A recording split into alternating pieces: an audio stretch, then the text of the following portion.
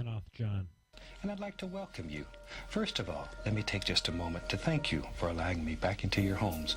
If this is your first time with us, let me extend a personal invitation for you to drag out your miniatures and paint along with us each week. Let's go over to the canvas here and let's get started. I believe,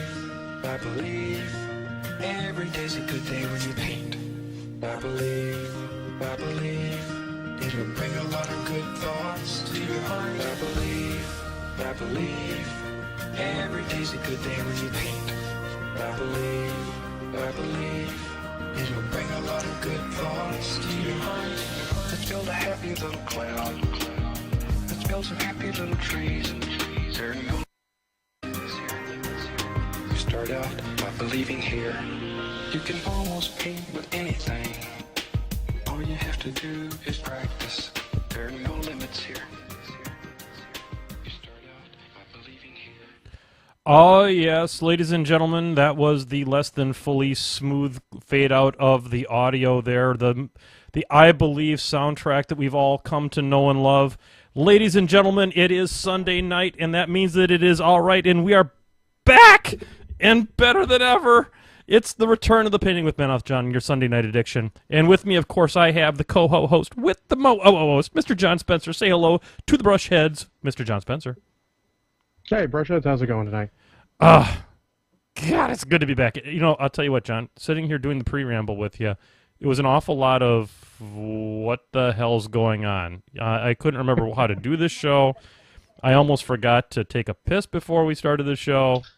Jeez Louise. Yeah, well, it's been a while. And did you see what I just did? I took a little sip of Kraken before I even did the beverage update. I am so completely off my game. Honestly. Yep, we're going to have to get it back going again. Oh my God, this is, Painting with MenothJohn is a highly intricate and very complicated set of buttons and switches and using of tubes in order to make all of this happen. And I'm messing it up already. It's just crazy talk. John, what are you having for your beverage tonight? Well, I have a shot of Kraken, and then afterwards I've got a Monster Energy drink, since I have nothing to mix my black cherry whiskey with right now. Well, for gosh sakes. Well, at least you got the shot of Kraken to get you going. I want to thank all of the brush heads who are here tonight. John, if at some point you could give me some type of an idea how many people we've got in the chat room, that would be super sweet. Because I'm excited to be back, and I know that we've got a lot of people who are excited to have us back. So on behalf of John and myself, to all the brush heads out there, the holidays are upon us. We didn't get a chance to do this after Thanksgiving, so happy Thanksgiving, belated to everybody.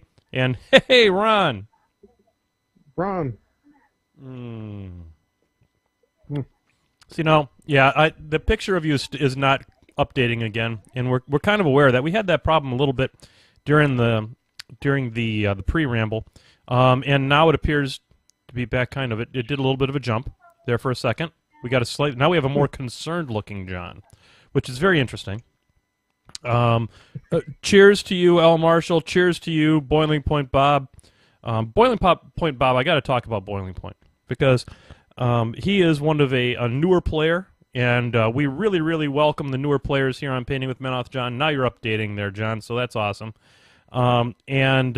Really, you've made a tremendous impact on the Facebook page and all that. And I'm going to, right here on the show, John, I don't do this very often anymore, I am giving you epic brush head status right now on the show. Boom, just like that.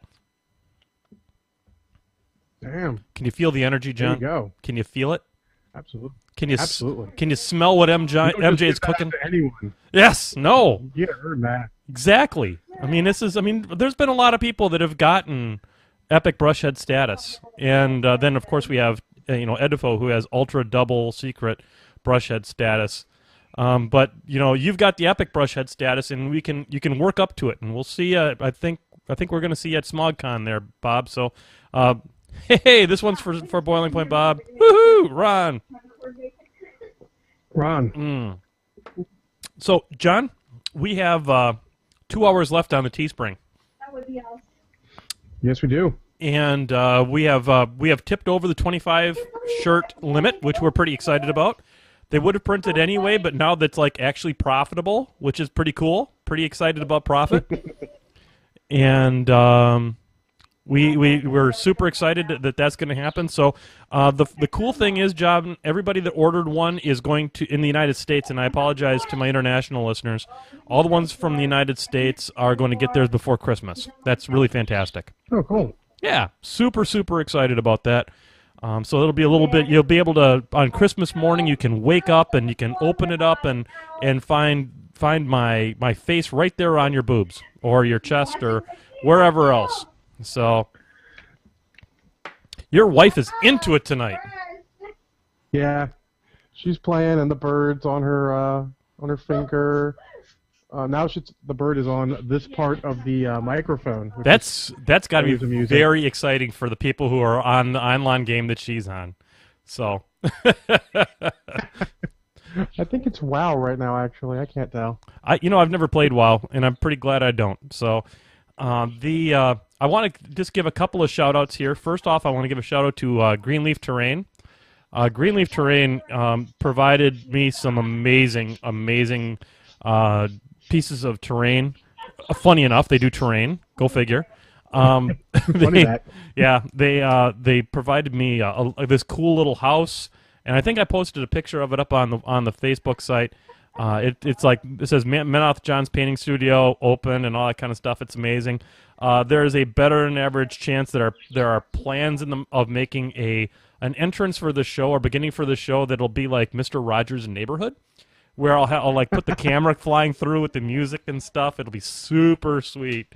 And I'll have little like war jacks and war beasts and things like that. I've got all kinds of plans. You know me, I'm an ideas guy. Awesome.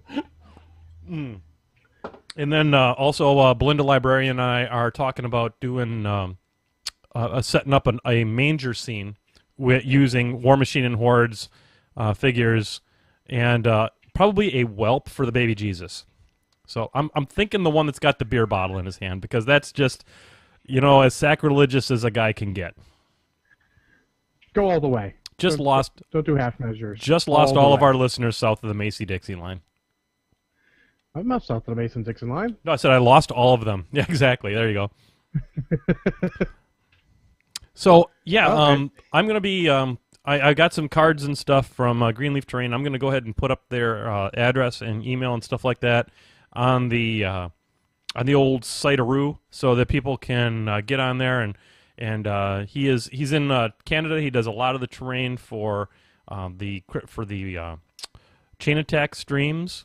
He also does some for I believe the minigaming.com, miniwargaming.com. Something. Yeah, I think he does some of those.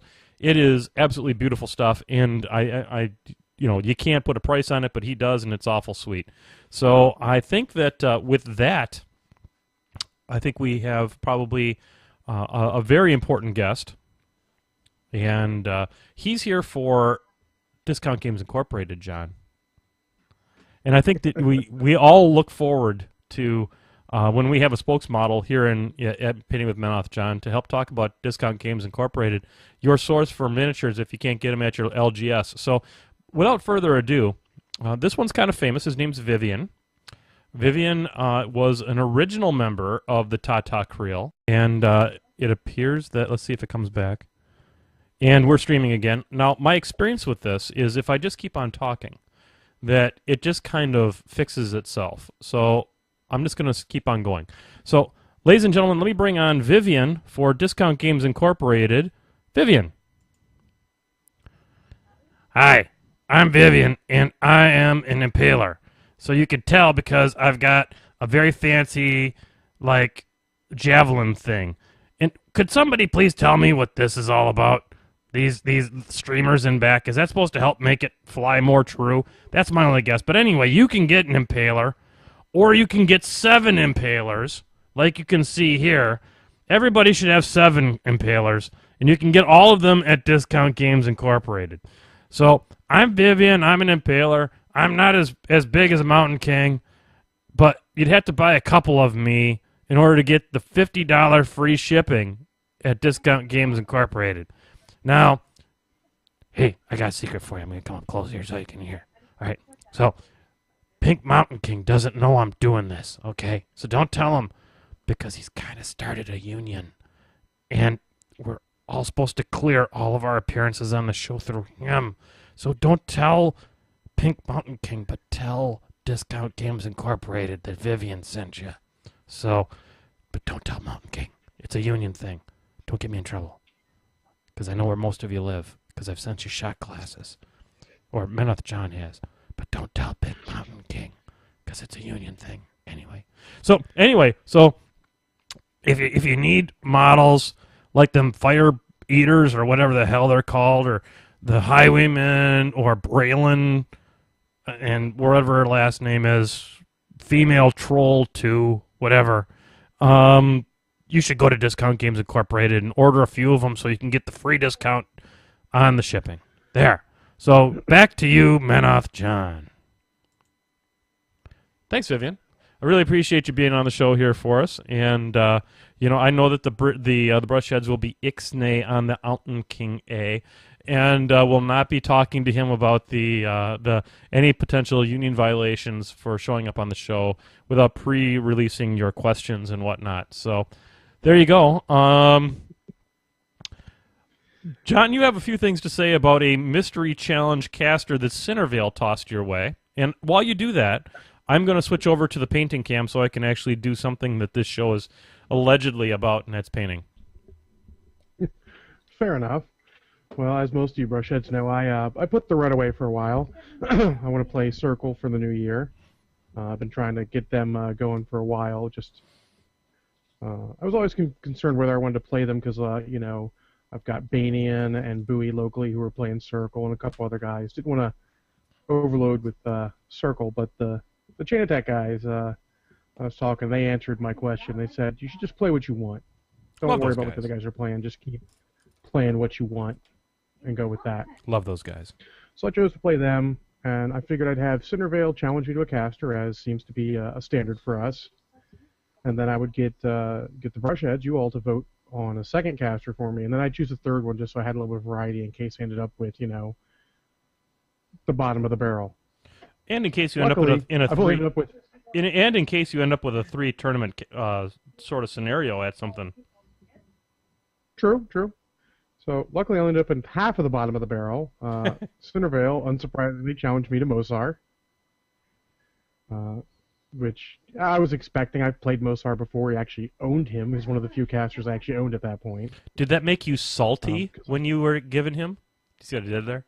I see what you did there. The comedy of the internet. I pretty much expected that. All right, so they chose that, and then you all voted, and between the Facebook voting and the poll that the cooler made up for us, it looks like Chromac squeaked out a victory over Grail. And it was really close. I mean, he ended up winning by 1, it looks like, between the two. That's sort of amazing, John, because, one could easily think that there might have been a hanging Chad or 2 associated with not ending up with Grail. But I know you to be a man of extreme integrity, so I know that that's how it turned out. Yep, that's it. I was kind of hoping for Chromac over Grail because I don't mind Grail, but I think starting off with Grail and Mosar, that's a tall order. I will say this, though, that a little bit of Grail with the old Storm Ragered Wolflord Morag is kind of fun to play. Oh, yeah. Bowie's a big fan of Grail. He's been championing him for a while. And I will eventually get to him, but we're not. Luckily, I don't have to start with him. If I choose to play him, I can choose to play him. Yep, sounds like a good one. Little spoiler for next weekend, we've got the Squid running a Wreck the Halls event. Yay! Where it's 2 casters, 50 points, battle group only. And I'm thinking about bringing the Grail and the Chromac. Nice! So I can Storm Rager the Chromac, because, 16 POW, 16 attacks at Mat 10 sounds like it'll kill stuff. Boom! Shakalaka. So we'll see about that. And so there you go. My current pair is Mosar and Chromac. I'm not sure who my choice to fill in the third will be. Probably Kaya 2 or Kaya 1, because I like both of them. haven't really given a lot of thought. I was waiting to see how the poll ended up. God, Kaya 2 with See what the whole thing Shadow Pack just is such a ball buster. That was my first recent game with Circle. I played against Brett Painter. He was playing this crazy shooting heavy list where he had a galleon on Gaston in his Menov list, and I broke out Kaya with I had 4 models that didn't have stealth, and those were the second group of stones and the Druid Wilder. So you made him a sad panda. Everything else was stealth. He was no longer happy. Sad panda, indeed. He was no longer happy panda. He was sad panda. Indeed. So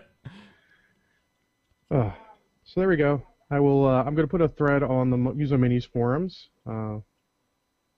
just because I like them a lot better than the big boards, if you will, for little stuff like me doing a caster challenge. I don't have to deal with the idol wandering in and saying stupid stuff.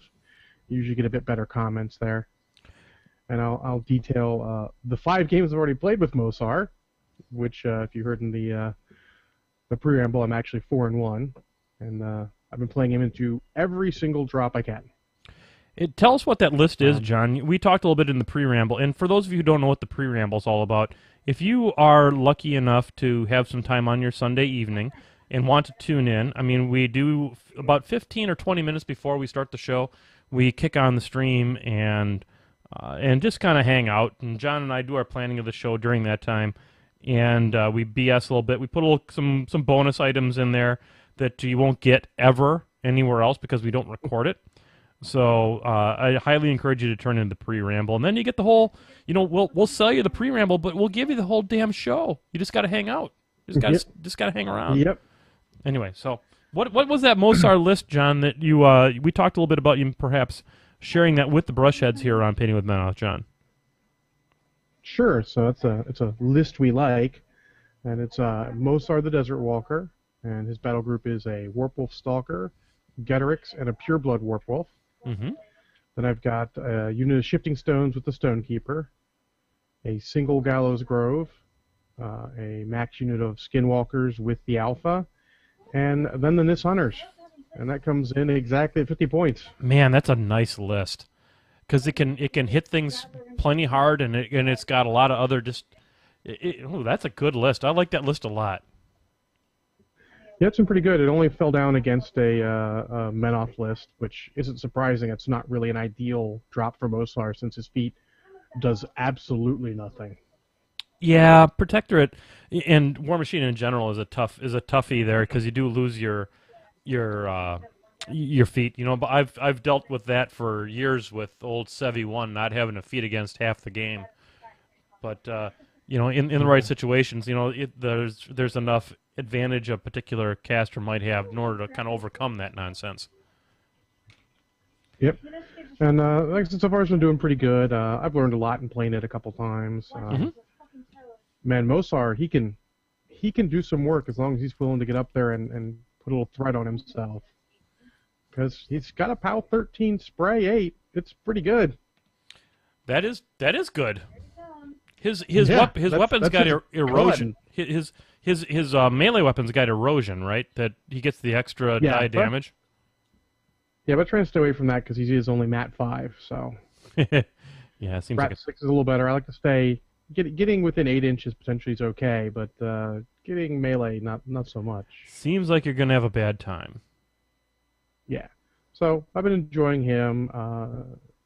Don't cast nearly as many Pillars Assault as people think because he's got so many other things he can do between Crevasse and his spray and boosting some of that and upkeeping Mirage and Sunhammer.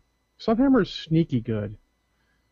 If I can, I try and cast it first turn, just upkeep it and just ding their Jackson Beasts. But I feel like late game, like if you don't cast it early, late game when you're against Hordes, when you're starting to get to that point where their beasts have all this damage on them, you got to have that up because they could advance and just be like, and you just lost your spirit. Yeah, your spirit's gone. Lost your mind or your body. Yep. Now that makes a lot of sense. With the first, when I was playing at Adepticon, the highest I ever have placed in a tournament for a major con was in a mangled metal, and I ended up against Mosar, and it's I respect that caster probably more than what maybe some other people do, because he's legit, especially when driven by our local guy Danny, who was at my opponent at the time, and he can do a lot of really nifty things, and it's more than just Pillars of Salt.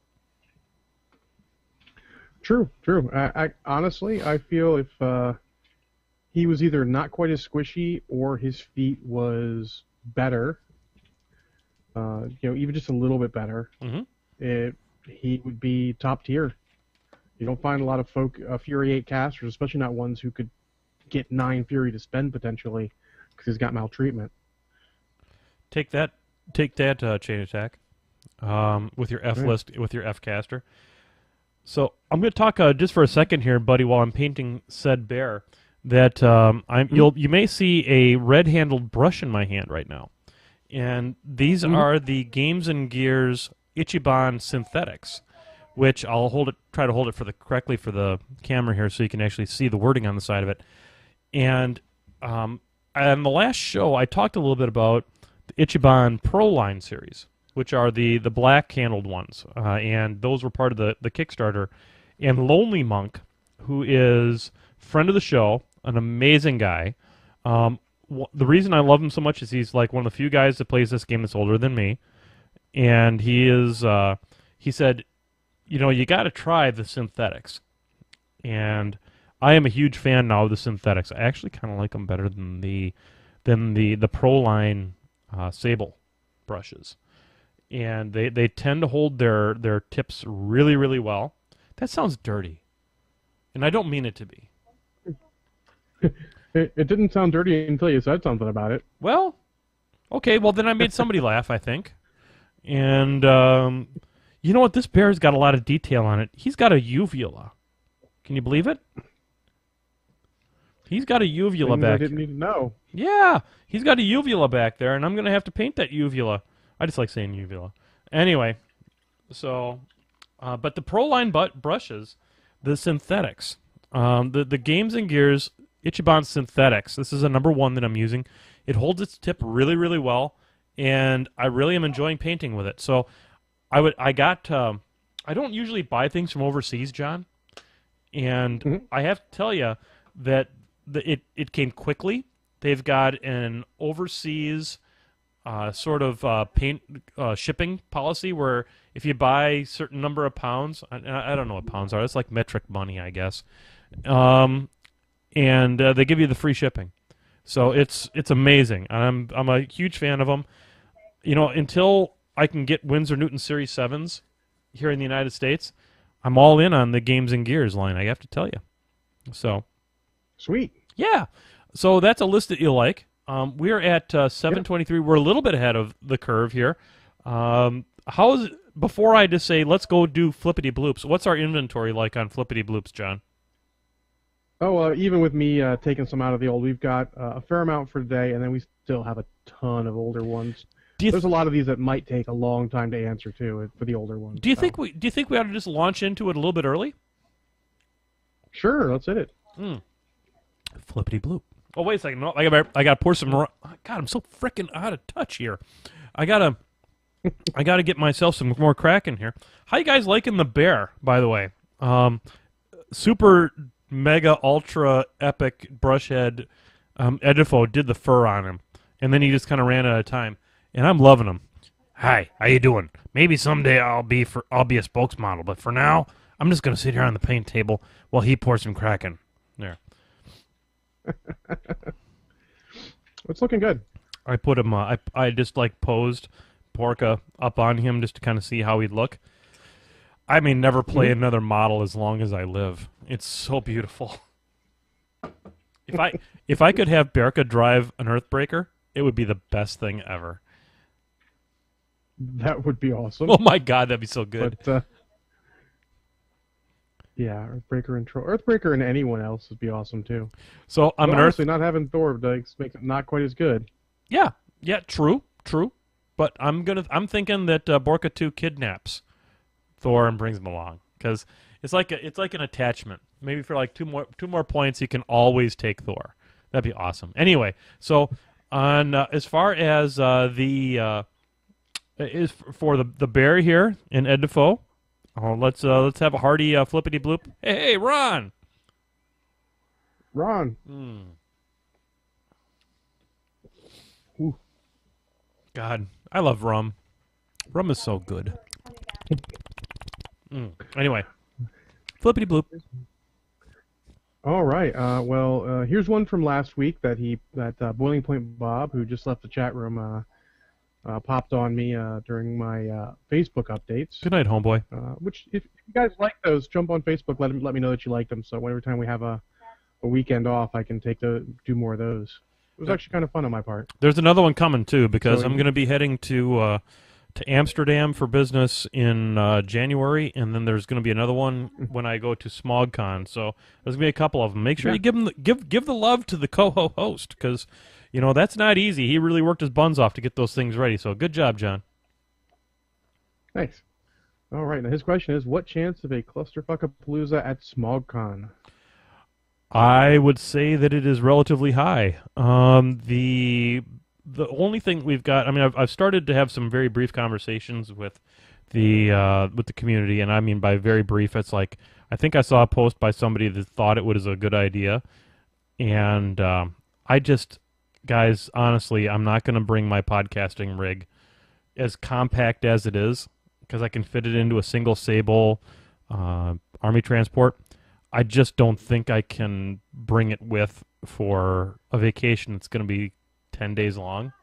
Well, heck, it's a ton of podcasters in the UK, including a bunch who don't podcast anymore and will be at SmogCon since they run it. Looking at you, John Webb. Yeah. John, maybe they can jump it in. John Webb, I am looking at you too, because you're a super sweet dude and love you to death. And if you can help arrange this, that would be super amazing. And Conrad too, for God's sakes. I mean, Conrad was at Adepticon, and I want to make sure that I hope he comes and I get a chance to meet him. He's just an amazing dude, and I hope he gets to come. So, and John, your camera locked up one more time, because that's how we roll on this show. Of course, that's all right. I'll plug around and see if it'll I know. work. You're all good. You've been doing amazing on this thing so far. I mean, we've been tackling it one little blip at a time. That is why the back of our shirt says, "Technology is our friend." Yep. All right, so that's that. Fair chance of a clusterfuckapalooza at SmogCon, which would be kind of cool for those in the U.S. So next, we have Marth Fright asking, "Hallelujah, Leonard Cohen or Jeff Buckley?" Leonard Cohen. I'm actually gonna do. I'm gonna flip the script a little bit there. I'm gonna go John Cale. John Cale, you say? Yeah, he did it for the Scrub soundtrack, and it's a very good version. It's also the version I'm familiar with, but I listened to Leonard Cohen version and Jeff Buckley version, and I just like this one better. Yep. I just picked what would be the most purer. Yep. That's the kind of extra I go in for you guys for our FlippityBloops. I'll listen to 2 videos of songs just to see if one's better than the other. I totally didn't. If I have to choose, I would also choose Leonard Cohen, because I think his versions, Jeff Buckley's version's it's just not me. That's fine. I did not listen to either one of them, and it seemed to me that someone named Leonard Cohen would be more old, because Leonard Cohen is a very old-sounding name. And so I decided to go with Leonard Cohen because he sounded old. You're not wrong. There you go. How old is he? Is he dead? All right. Funny enough, I think he's still alive, and I think Jeff Buckley's dead. Well, there you go. See? Not from age, but, stuff from happens. Other stuff, yeah. Sometimes people die. It happens. Yeah. There you go. Yeah. Before you know it, you're dead. All right. Indeed. So next is Jason Belsha. He says, "When will the faction swap Twilight Zone end? Zosha Starscream to Legion, Trevi the Great to Circle, Trevor to Legion, and his romp with Keebler Elves," which is Retribution if you don't follow the Forgot the Feet guys. It's madness, I tell you, madness. It is madness, and I mean, but let's examine these people one at a time. Zosha Starscream switched to Legion. let's examine who she's in a relationship with. Just for a second. It's this JVM guy, who, last time I checked, is a straight-up... I don't know if he's a disciple, or if he is the recruiter of Everblight, or what the deal is, but... so there you go. As for Trevi somehow has had tremendous success with Signar, but somehow doesn't realize that he's had tremendous success with Signar, and decided to leave the faction. And well, everyone needs a change once in a while. yeah, I get that, but I'm gonna say bad things about Trevi every chance I get. So this is my chance to say something bad about Trevi. And as for Trevor, Should we call him Trevi the Mediocre then? Trevi searching for greatness. And as for Trevor Christensen, him leaving Scorn is the greatest thing that ever happened to the Warmachine community. Mostly because now we don't have to listen to it. Yep, I was very happy to hear him do well with Legion. Oh my God! It's just so, I mean, everyone's got to jump back every once in a while and play something different, get a little different taste. I mean, it's not like a guy named MenothJohn's playing Trollbloods or anything. Exactly. I've been quoted as having said that trolls do everything Protectorate does, only better. So take that for what it's worth. You want to hear why I said that? Right. You want to hear why I said that? Because sure. I just want a faction that hits real goddamn hard. And it does. And I play my homeboy is Epic Madrak. Man, does he make shit hit hard. Holy Christ, is he good at making stuff hit hard. Anyway. Well, Protectorate's like all business, there's no fun in Protectorate. Yep. There's fun that you play in the game, but it's not like a fun faction. Trolls, there's some fun in Trolls. Plus, you get to make your opponent's head explode when you tough all the time. Yep. Oh, look, I have perfected look how tough he is. Oh, that's tough. Look how tough that is. Hey, he's still standing up. Boom. It is a faction tailor-made to my playstyle. Smack talking. It's like one of the two most joyous things you can do in Warmachine is have your handful of tough models out-tough the troll army. That's always fills you with joy. Yeah. And the second thing is to make a Protectorate army complain about being set on fire. That is super joyous. That is some good shit right there. So, John, I need your... I don't know if you can see the stream, but I'm gonna see here on the back. I'm gonna ask the brush heads here, and I'm gonna accept your advice, and this is how we're gonna do it. This is Berica here, and you'll notice on his back he's got this chainmail bit over the ass of the bear, and I'm gonna wash that down. Don't worry about that. That's gonna happen. But it has like little dots in the middle of it, and I'm thinking that I would either do pink dots for more Creel type Tata Creel action, but you'll notice I do have the pink cloth that I'm working on as well, or I can go with gold. The molten bronze dots, and then highlight each one of them with a little bit of solid gold. Brush heads. This is very unscientific. I want you to put some quotes in the chat room as far as which way you think I should go. Pink, or should I go with the bronze with gold? I'm personally going to say pink, just so it makes the rest of the pink look less arbitrary. It'll bring the pink together a bit. But interesting. That's my purely scientific reason. Oh, that's interesting. I like that idea. But we're going to let it up to that's one vote, and I'm going to put bear. The bear's going back up on the shelf. You see him up there. I'm going to point at him. I'm poking the bear. Poke. And don't poke the bear. Oh my God! Don't poke the bear. And now I'm going to go back to Vivian, our spokesmodel tonight, because he needs. I don't believe that this is metal in the troll universe. They're just too. I don't want to say retarded. I want to say backwards. To have steel, so I'm going to have theirs be stone. Their weapons tend to be stone. So anyway, that's cool. Actually, I would have liked that as a design feature from the beginning. I think that would have been super sweet. Yeah, and I've been doing that on all the weapons for my trolls. Is they have stone weapons rather than necessarily metal. So anyhow, FlippityBloop. Oh, by the way, John, your camera, you're locked up again. I'm Uh, not sure you care anymore, but I'm just going to point it well, out. I just pop up and make sure everything. It looks like it's working fine on my end. It's just being bitchy. Yeah. I know. All right. Yeah, that happens. Next. Hey, we've got a three-parter from Boiling Point Bob. Okay. And he starts with, as a newcomer to this game, I see a lot of Legion and Circle being talked about as the two power factions. Mm-hmm. Is this a regular thing in Warmachine where factions bob and weave in and out of popularity, or are we looking at a significant change in the meta with the likes of Bradigus and Evale?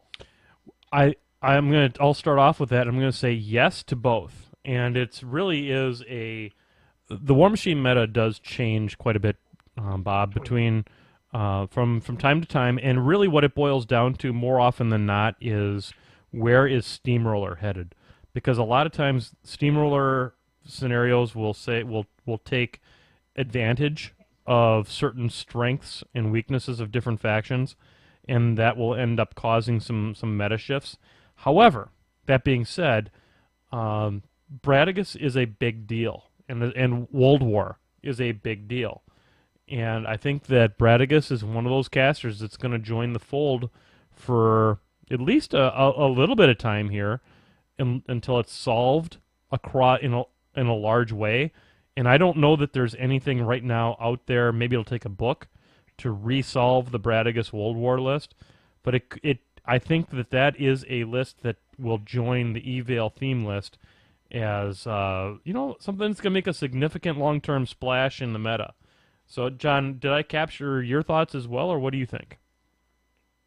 I'd actually go a little deeper and say, like, it is yes to both, and it's because the Bradigus list and the Evale list are so good, they push their guys up, and then something else will get big, and then that'll jump back up. I mean, Kador was a big deal for a little bit there right after Butcher 3 came out, and then he sort of waned in popularity, and there you go. Yep, I think that summarizes it really quite well. I think that Bradigus is. I think it's one of those things that where when you see Evale, you always see Evale's theme list. I think when you see Bradigus, you will always see Bradigus's theme list. I don't think there's any other way you'll see him. Yeah, and then a couple guys are talking about playing him only at tier 3, but you're still looking at the theme list. Apparently the Sentry Stones are a big deal. Yep, turns out Forest on Demand is a thing, and other than Legion, there are fewer ways around it than you would expect. Hunter's not as ubiquitous as one would hope. FlippityBloop. All right, well, his second part of his question is, will 2015 see single wound models become all but obsolete in the face of Miserable Meat Mountain, Fist of Hallock, and the pending Battle Engine, whose name I don't recall, but is basically immune to single wound models? He's talking about the Sacral Vault. Yeah, he's talking about Sacral Vault. I don't think so. I don't think that you'll ever see single wound models go out of complete usefulness. The Sacral Vault still requires you to take certain factions, although expanding it out to some of the big boy factions where Circle can take it and Legion can take it. In some respects, I'm kind of glad to see that it plays for some of those factions because it will disrupt those internal metas to have that as a tool. But there's always going to be places where if you put a single wound model in the way of something else, it's going to have usefulness. Temple Flame Guard are always going to be useful because while you're not always going to see that Sacral Vault, a set defense unit with Shield Wall is always going to be a good thing at a 4 to 6 point level. Just not going to change. And as metas shift, I think that those models like some of the medium base models will get caught up in high powered hit sort of changes, which will then result in making some of the single wound models even more useful because they will be able to be swarmed out in high enough numbers that the number of attacks that are available to the opposing faction will make them very advantageous. Damn, did that sound like honest analysis, John? Yeah, and actually, Wonky Kong had something useful in the chat room, which I was going to bring in, and what the single wound models bring is volume of attacks. Yep. Like, sure, they may not be that good and they'll die quick, but if each one's got a gun, you get more use. Or in the case of Banes or Sentinels or a ton of other models, those guys hit like a ton of bricks. I'll tell you what, even Miserable Meat Mountain and Fist of Halleck don't like seeing. It's Banes and Sentinels. Those guys just, they can kill a model. Like with a moderate dice spike, you can just take a model off the table. Yep. Completely agree with you on that analysis, John. So, And the Sacral Vault, I mean, it's going to be really good and still vulnerable to being shot. Guns are a thing. Yep. And yes, you can add spiny growth it, make an extra armor, blah, blah. Yeah, you know what? Guess what?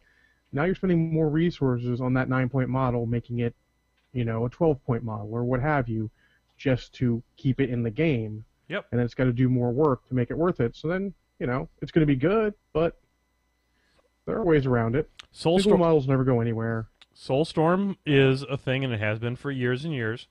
And Soulstorm exists on 2-point models, which, albeit, are much easier to take off the table than a Sacral Vault. But I'm going to tell you what, you pay a hell of a lot. If you put the same number of points of Reclaimers on the table that you have of Sacral Vaults, I'm pretty sure they're going to stay on the table about as long. So you don't see them every day, even though you should. But they're,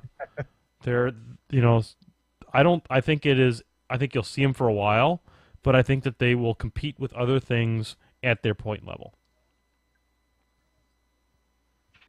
Absolutely. FlippityBloop. All right, then his third part is actually more of just a note. He says, P.S. None of the above really matters at all that much to me as I play for the shits and giggles, but I'm really enjoying the wider discussion on where the game is going. Yeah. Indeed, that's why we play the game. Yep. This show is and always will be about having a good time and having fun because, John, you're a superior player to me, and I enjoy playing the game, and I had a couple moments pause earlier today about not playing the game because of this, that, and another thing, and we don't need to go into all the details, but I'm going to keep on playing, and I'm going to play in that event in Milwaukee, and because Matt Wonky, who is Wonky Kong's brother, asked me to play in it. It's his first tournament as a press ganger, and he asked me, so very nice. The least I can do is show up and bring a little bit of the MenothJohn love, a little bit of the Painting with MenothJohn excitement. If I maybe bring a couple shot classes to throw in as guests, as special prizes and all that kind of stuff. So, you just have fun. My God, this is a game. Have a good time. Like Catan or Rivet Wars or any kind of game you want to play, or Splendor. Holy hell, am I playing the hell out of that game? Just have fun with it. Just have fun with it. And that's the MenothJohn way, and that's the John Spencer way, is just to have a good time and just enjoy the living daylights out of yourself and have that fellowship at the table, because that's what it's all about. Boom. Shakalaka. Absolutely. All right, so next is from Bowie, and he's asked this a couple times, and I'm finally going to get it, and hopefully he's still on the feed to hear, otherwise he's going to listen to the podcast version. What cons are you planning on getting to this coming year? All right, John, you lead this one off because I think your list is unfortunately short. Well, right now I'm not planning on going to any cons, but Yeah. that's just because of situations. Well, I don't plan until I've got all the details, so... Fair enough. I do want to make it to Warmachine weekend, and I've got permission to. We will see how that goes. There's a whole year to worry about those details. But well, I think he's more interested in hearing where you're going. If your hardships still continue on Warmachine weekend, you and I will stay close, and perhaps there can be a little bit of the MenothJohn magic that can come your way to help make that happen for you. So, but we're not going to worry about that right now. They'll be solved by then. I'm not worried. Yeah. No, we're not going to worry about that right now. We're going to take every day one step at a time. As for cons that I am going to, so let's start with the beginning of the year. First event I'm going to be going to is SmogCon, and mostly I'm going to SmogCon because Benj Benj Hansen, who is in London, had approached me about coming there as a guest of the show. And one thing led to another, and that didn't all work out, and whatever. But I still wanted to come, and I was very flattered by the fact that they would want me to come and stuff like that. So worked out that I am going to come, and Belinda Librarian and I are going to spend an amazing few days in London ahead of that. and we're gonna have a good old time and experience jolly old England, and all that kind of stuff. And we're going to see the sights and then hit SmogCon at the end.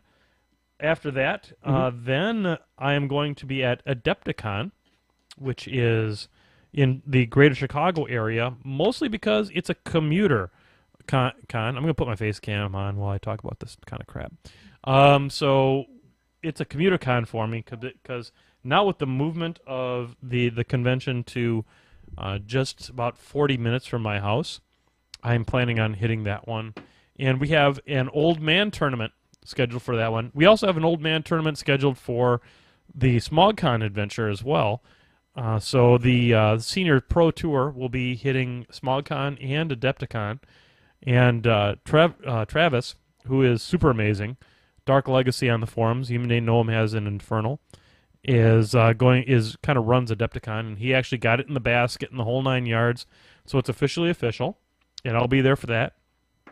And I think Stubbs is going to be there for that one too, which is amazing. He was there for the inaugural at Warmachine weekend.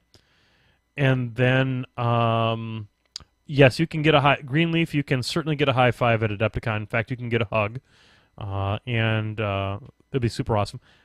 I may have to actually put your terrain in a box and take it with me for a special MenothJohn table at Adepticon. So we'll see about that. And I'll put I'll put like a little sign of yours and have business cards in the whole 9 yards. It'll be amazing. And then we'll do. I'm toying with Lock and Load, John. I really am. And Lock and Load may include a visit to the a guided tour of the Starbucks Reserve Tasting Room and Roastery. So if you get to Lock and Load, look me up, and I probably can't get you behind the glass, but I can explain things really, really, really well as far as what's going on behind there. Because if you go to USA Today and do a search for Starbucks Reserve Roastery, you'll find an article on that. I helped. Basically, I was the startup director for that job, and started up both of the roasters that are there. There's some pictures of that and all that kind of good garbage, and it'll be super sweet. But if I go to Lock and Load, I will for sure bring whoever I know down there and show you the roastery. And I'll tell you what, the pizza at Sirius Pie, which is attached and open to the roastery, is fucking amazing. So go there, and I would try the rosemary and potato pie. It's amazing. So after that, after Lock and Load, kind of thinking the Warmachine weekend is probably going to be it. Mostly because SmogCon wasn't cheap, and I need to kind of save some money. And it turns out that Signar Jake is 11, and he's going to be driving in 5 years and going to school in about 7. So I better start saving money. So, because I hear college costs $1 or $2. So, anyway, so that's kind of what it's looking like there. In the meantime, I'll be in the greater Chicago area / Milwaukee area / Madison area. And the Old Man Tournament is on Saturday, El Marshall. It is in the basket.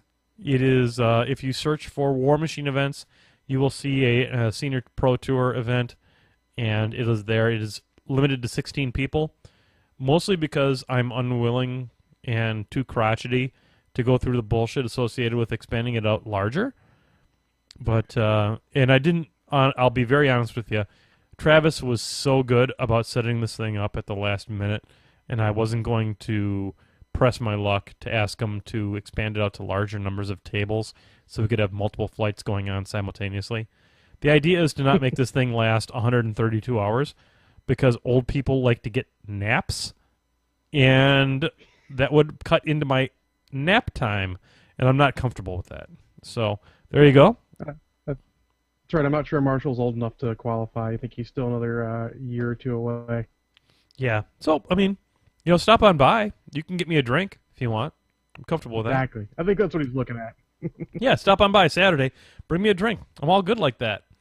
And I think we're going to start working on some swag with the inimitable Mr.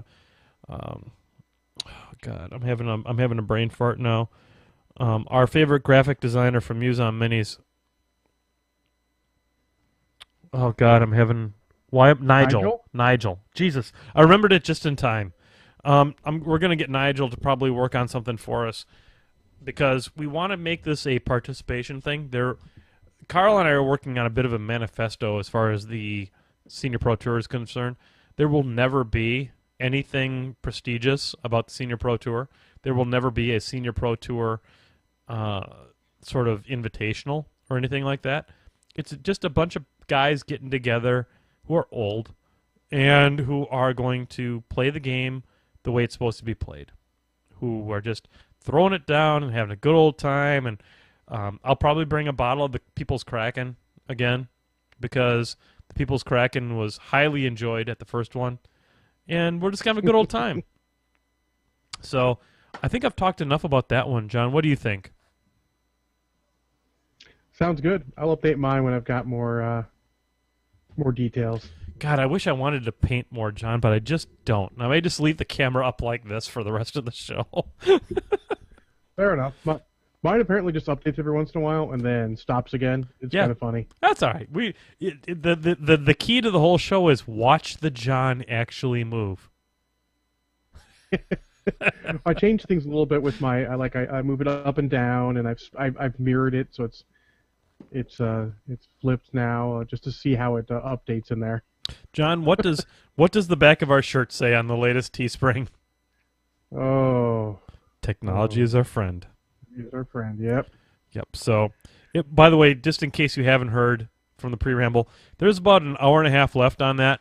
Get over to teespring.com/podfather and get a shirt. And every shirt that you purchase is increases the profitability to me. So there you go. That's got to be an incentive, right? Absolutely. All right. So the last one from this week is from Charles Collins. He says he can't catch the show, but hope we have a good one. Yay! And he says, "What's your preferred way to paint smooth, multi-shaded pink?"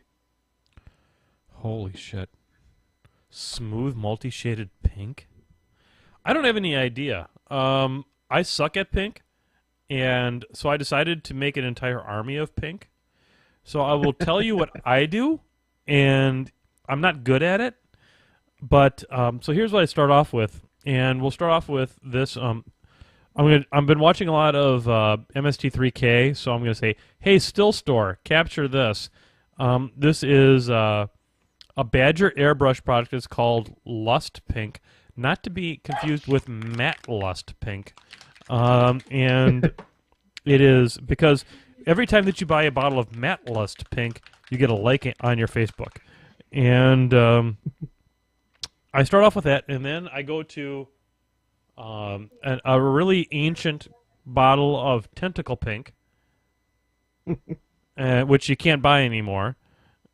And but I highly recommend going to if you go to the Painting with MenothJohn Facebook site and like it, there's a link on there to a thread from Daka that has a compatibility chart that will show you across the different lines what Tentacle Pink is equivalent to. I highly recommend that. So I use that for highlights, and then if I really want to kick up the highlight even one more, I will go to I'll go to Carnal Pink, which is a P3, which is it's like a gnat's ass away from white, essentially. So that's what I do.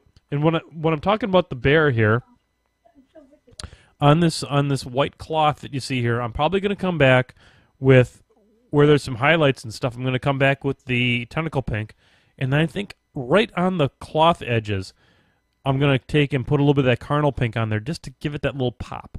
And I think that's going to be important to making that bear stand out good. Edifo did an amazing job on that bear as far as bringing the the fur looks amazing. I'm gonna wash it a little bit with a little bit of liquid talent. Hi, I'm a bear, and every time I do this, I kind of want to do the spokesmodel thing. So, yeah, he's gonna wash me with liquid talent, and that'll make me even better than I am today. So, yeah, roar. Anyway, so there you go. There's the bear again. I like doing voices, John. So just so everyone knows, Tentacle Pink equals Emperor's Children in the new range. That sounds funny. Yeah. Yep, and actually, I like the Carnal Pink as a to mix into the Emperor's Children to make it a little bit lighter for a little bit of highlights here or there. Because I did my Ayana's hair pink, and it helped a lot. And other than that, you have to decide if you want to go reddish pink or purplish pink, and decide what you want to use for base coat and such. But just mess around with that, and try not to do too much straight white for your for mixing in for highlights. Try and use a lighter pink if you can, or maybe even just use a more cream white. That way you don't get that straight, fading of the color. It looks kind of weird if you just put white in the pink too much. Yep, I completely agree with you. I don't recommend Lust Pink from Badger Airbrush. I think it doesn't cover where the flying F, and it's a little bit extra pink, but it turns out that it's what I have on my damn army, and that is where I'm going with it. So I'm kind of trapped at this point, so I deal with it. Anyhow, yeah. So there you go. All right, and here's the second part, real quick. That's actually about board gaming. He says he's been trying to get his teenagers into board gaming. All right. They played Munchkin, King of Tokyo, and Love Letter. Any more suggestions for that age? Oh my God, yes. Totally love the game Splendor. Okay, so I'm gonna hang out here. How can I do this without completely effing up my entire table? I can't, so I won't.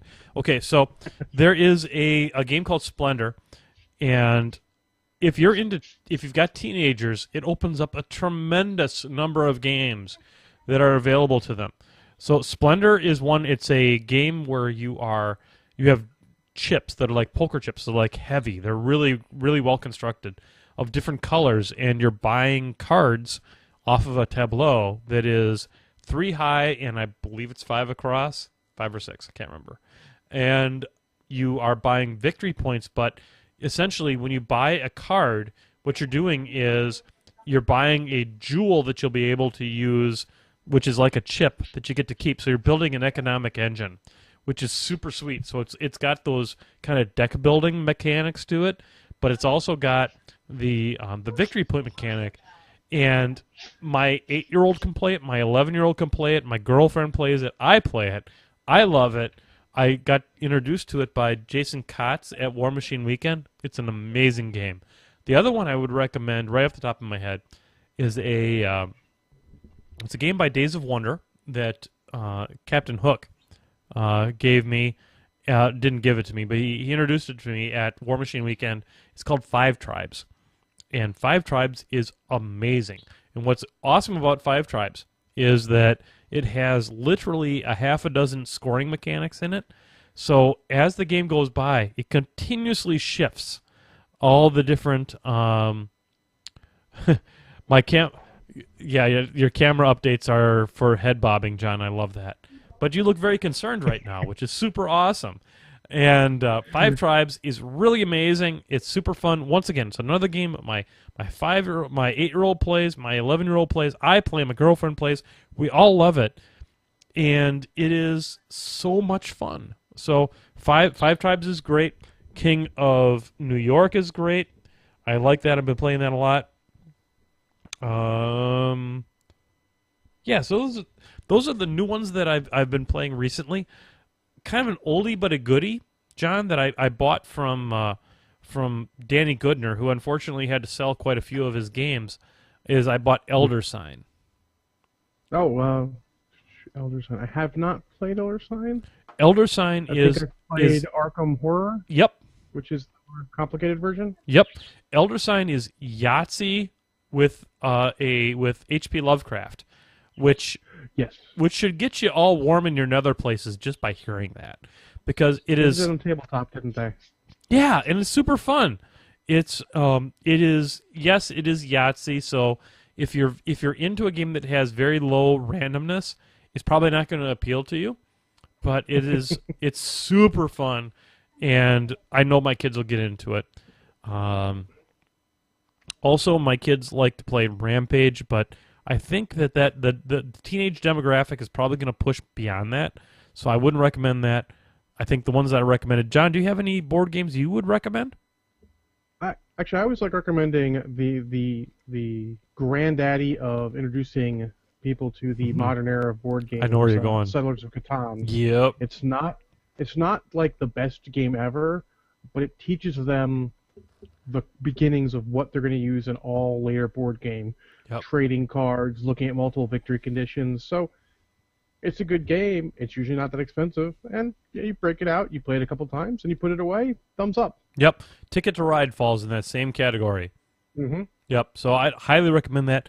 If Ticket to Ride is essentially a rummy kind of a game where you're looking to match sets of a particular suit, if that's not your cup of tea, if you want something a little bit more in depth, I'm a huge fan of Small World. Small World is another board game by Days of Wonder that offers a lot of replayability, some wacky fun as far as how you get your kind of your factions and stuff like that. So it's got a certain amount of guffaw factor to it, and highly recommend it. So there you go. I love talking. Go ahead, John.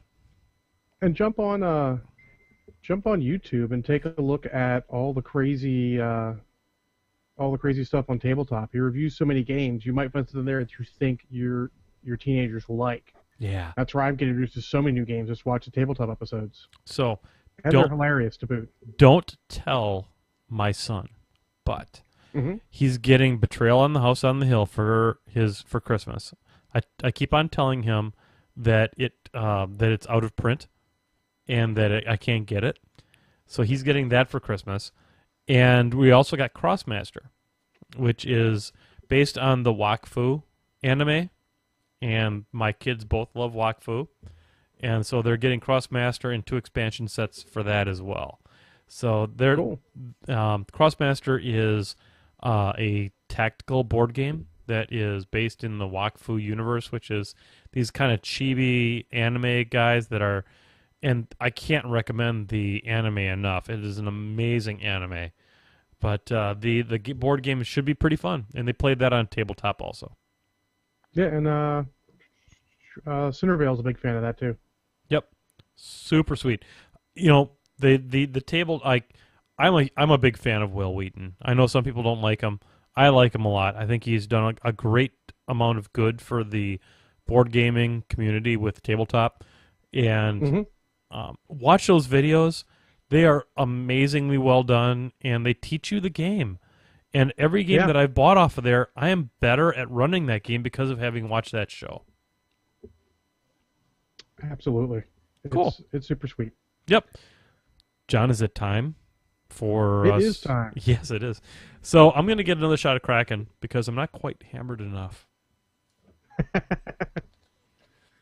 I stopped drinking mostly. I stopped painting mostly because I really couldn't anymore. So let's go ahead and let's pour out some Kraken here. And ladies and gentlemen, it is time for the Painting with MenothJohn movie club. This one is like 2 months in the making. I'm a little embarrassed. just a little bit late. I'm a little embarrassed. But before we launch into that, hey, Ron!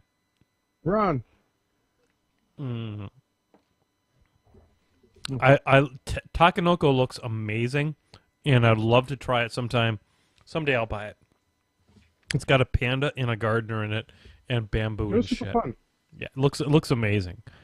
So, we have a Painting with MenothJohn movie club, don't we, John? We do indeed. So, full disclosure and transparency, I'm the reason we didn't do this earlier.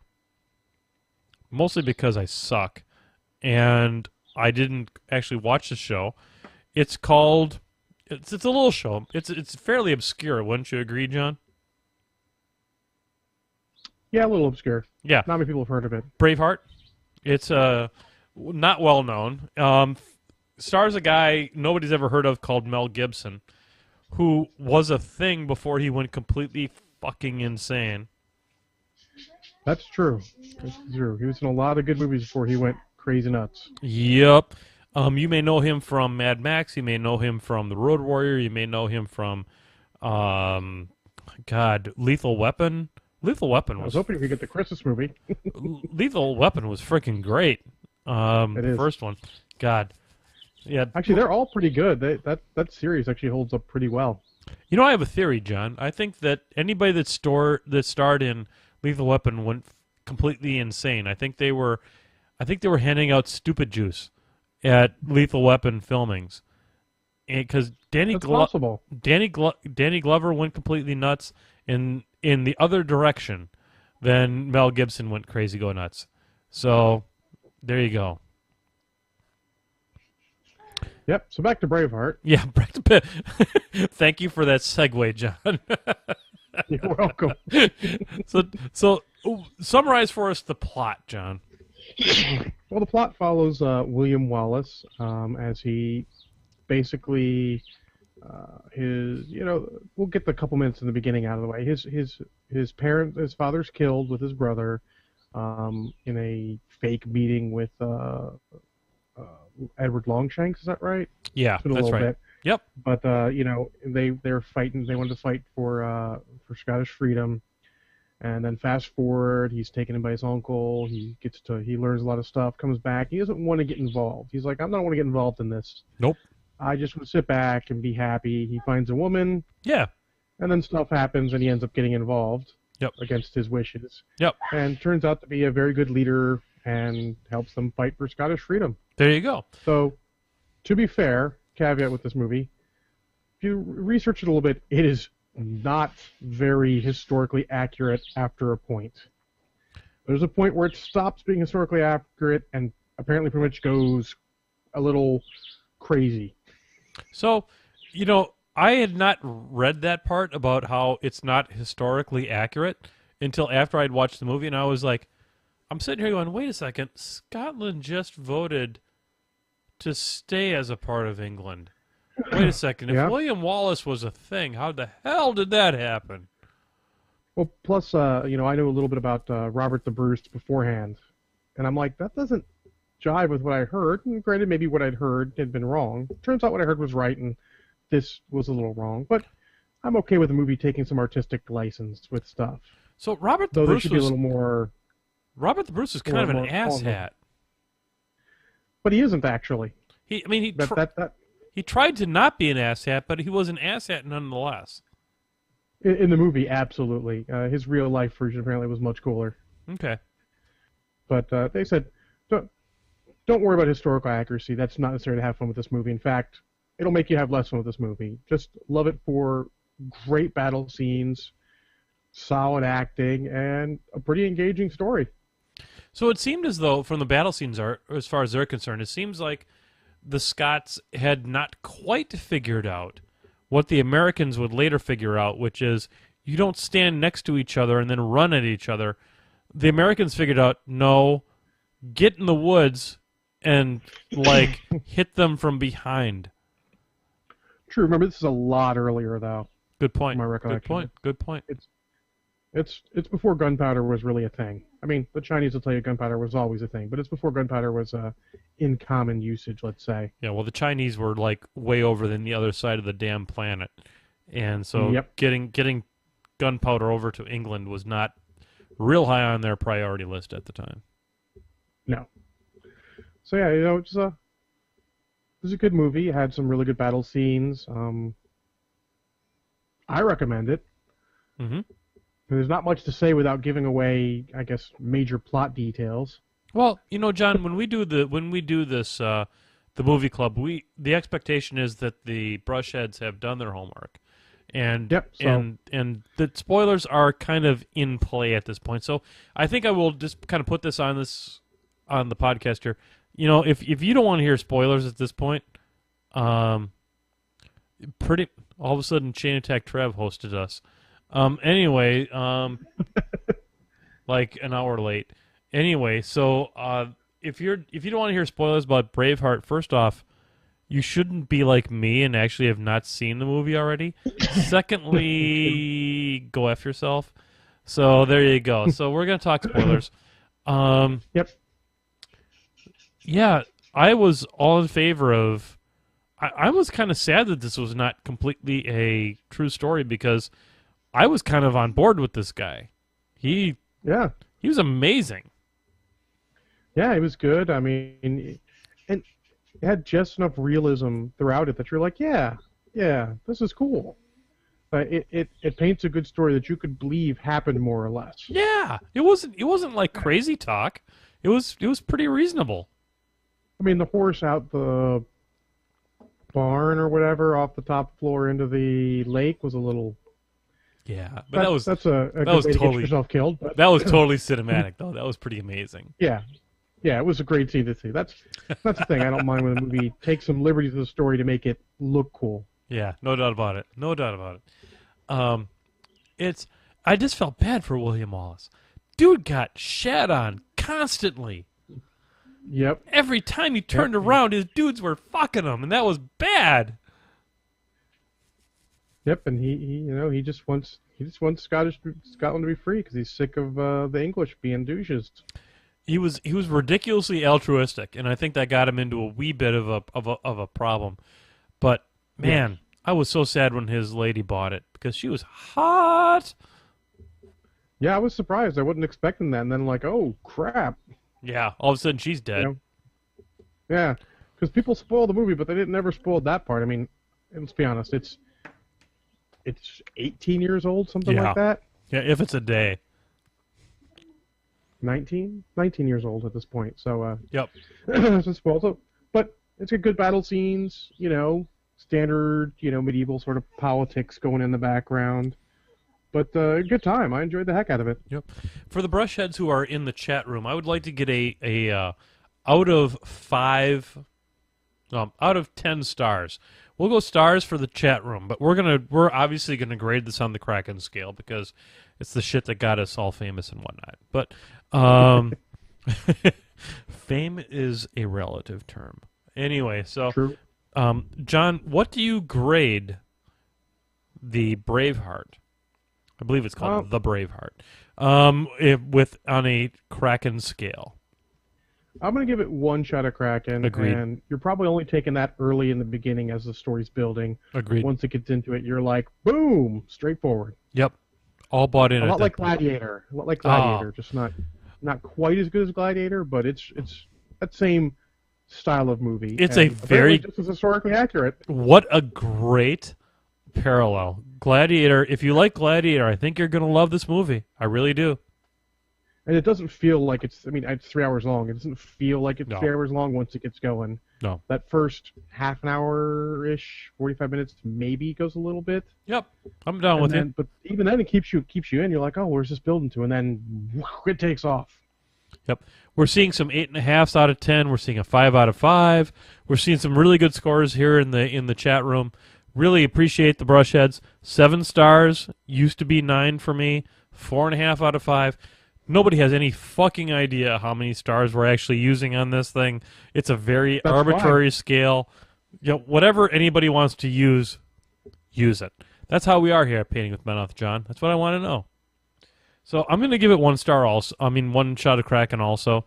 I think that a 1 shot of Kraken will kind of get you in the mood. It'll get you on that slow buzz. That will get you past that initial part.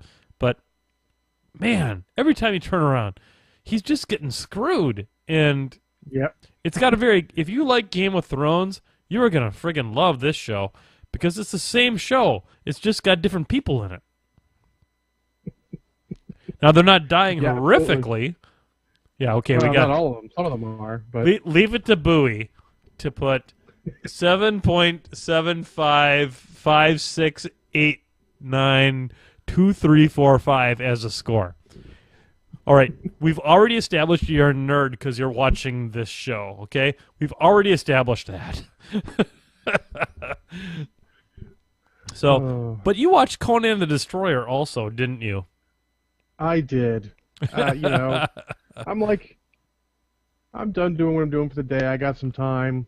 Look up at my shelf, like, oh, Conan the Destroyer. I haven't watched that in a while. I haven't watched since I bought this DVD because it's on the same DVD as my Conan the Barbarian.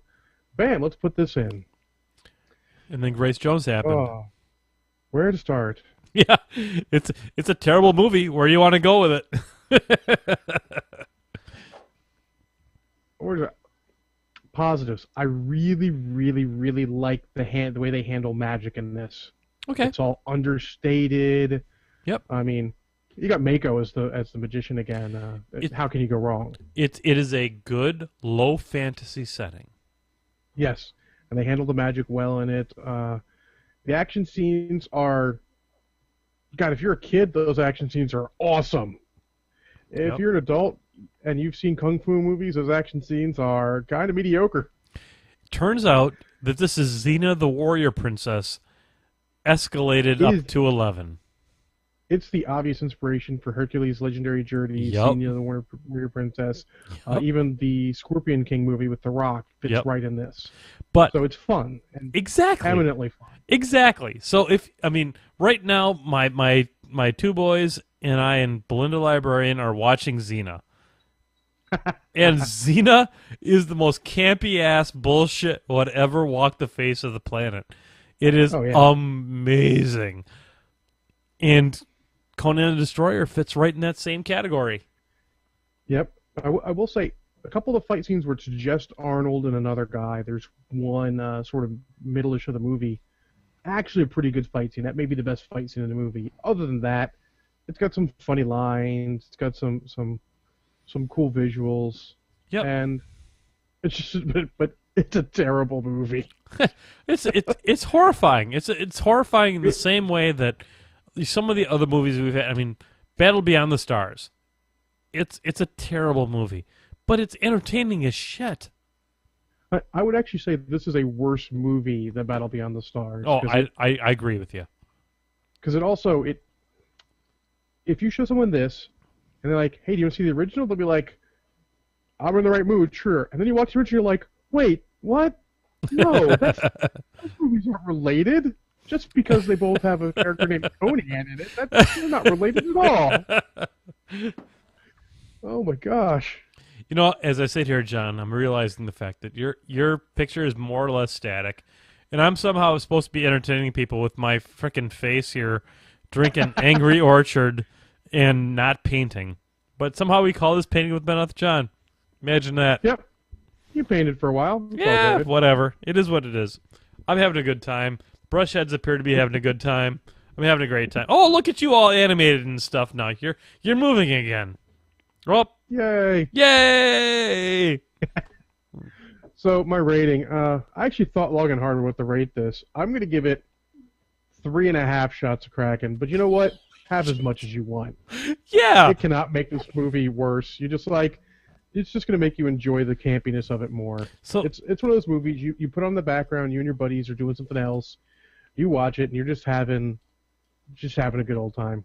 So I've got this what's left of this bottle here, and I'm gonna say for this one I'm gonna just to celebrate the awesomeness that was this particular movie. Hey Ron. Hey Ron. No, I'm empty. Oh, I got so much. Right. I got so much rum to drink, John. I've got the Mount Gay up there that I was given at Warmachine weekend. I gotta drink that shit. So, you watched Conan. I watched a movie called Surrogates. Yeah, the Bruce Willis one, I think. Yeah, right? Bruce Willis movie. I would be lying if I were to say that it was not part of the inspiration for the thing I put on Facebook this week with.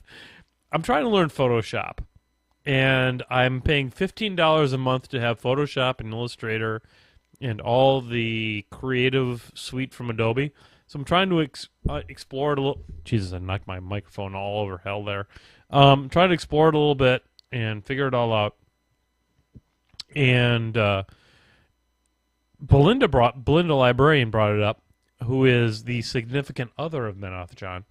And she, what it was the basic plot here is that people have, cheap robots have become a thing. So everybody has sort of this this chair you sit in, which allows you to connect with your surrogate, which is this robot, and you do all your daily life through this robot. You can look however you want. You can look beautiful. You can have big boobs.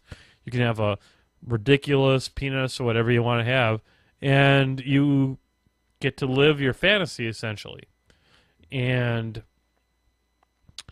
there is the guy that created all these robots gets forced out of his company. And without giving a whole bunch of spoilers, because this is not a movie club selection, we're not going to get into all that. But one thing leads to another, and bad things start happening.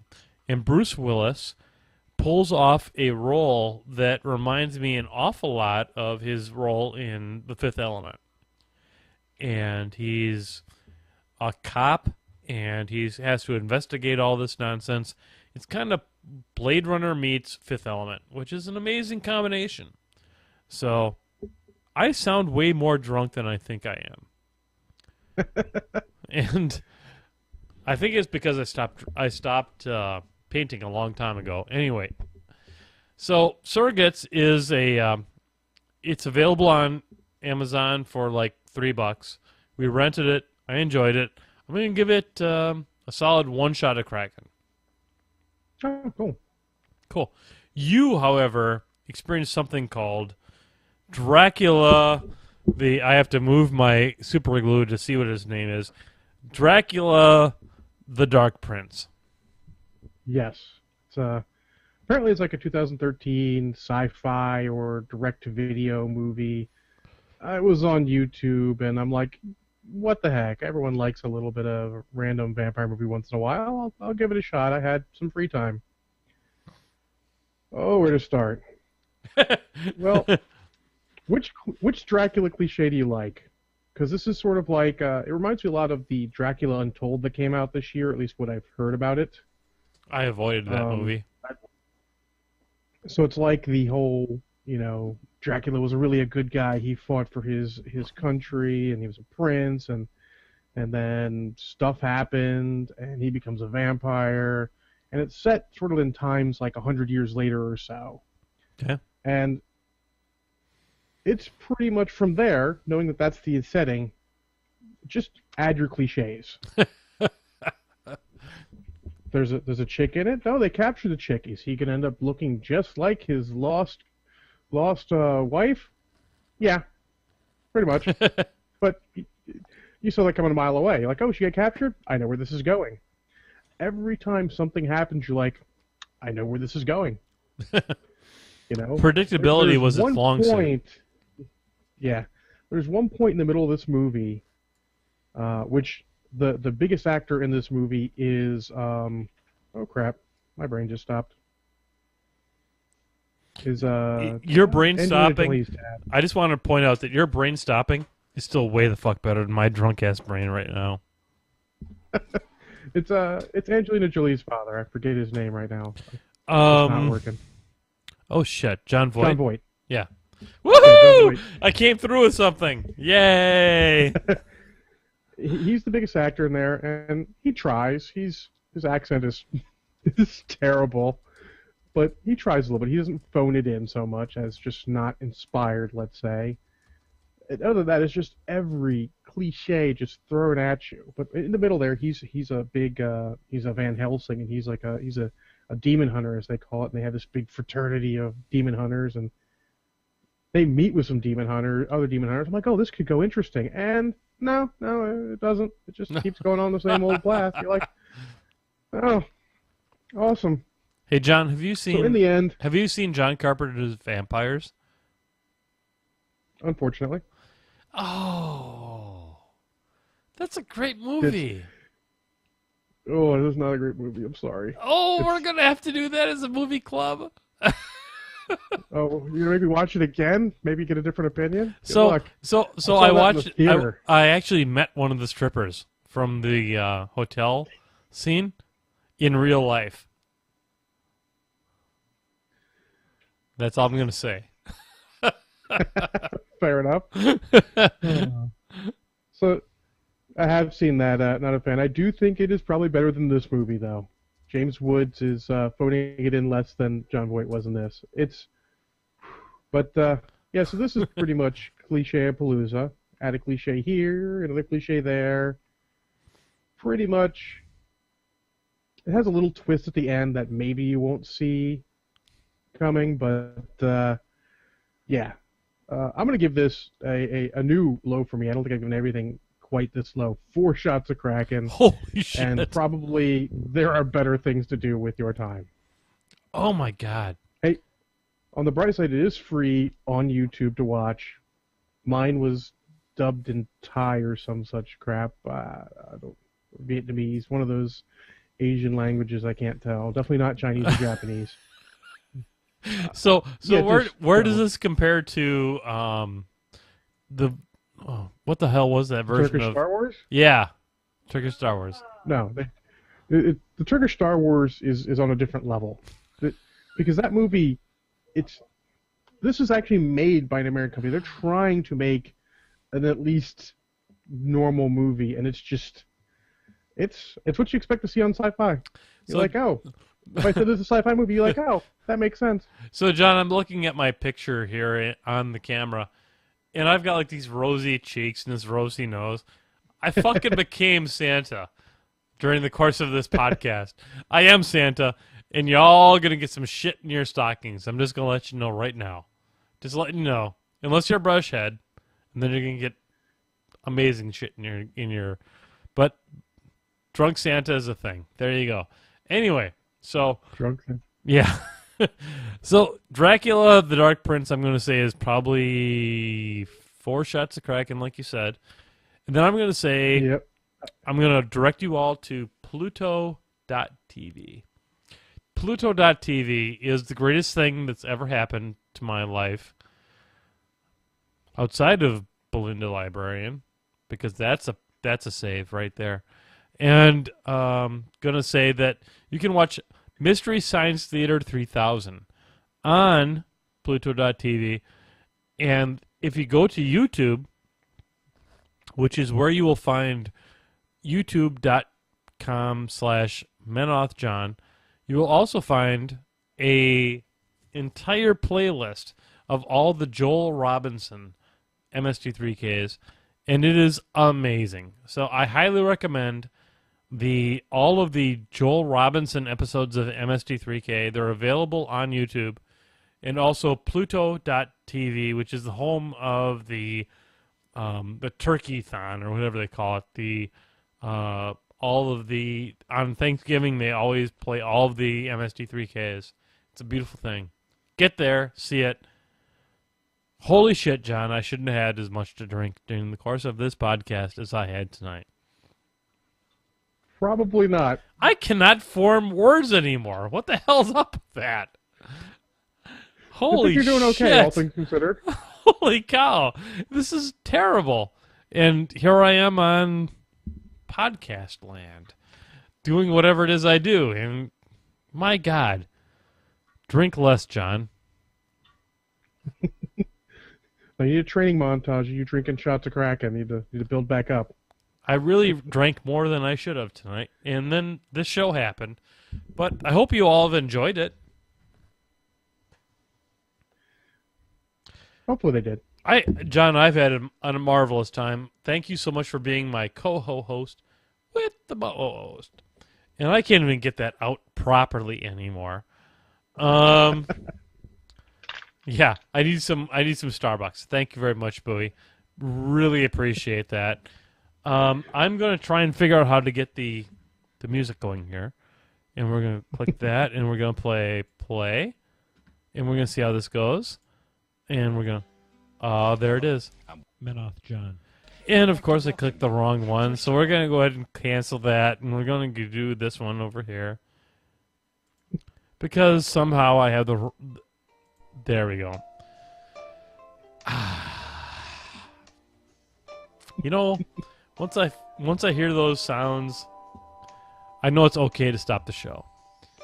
And I'm pretty happy we're stopping the show right now, John. So, I don't have anything more to talk about. Do you, John?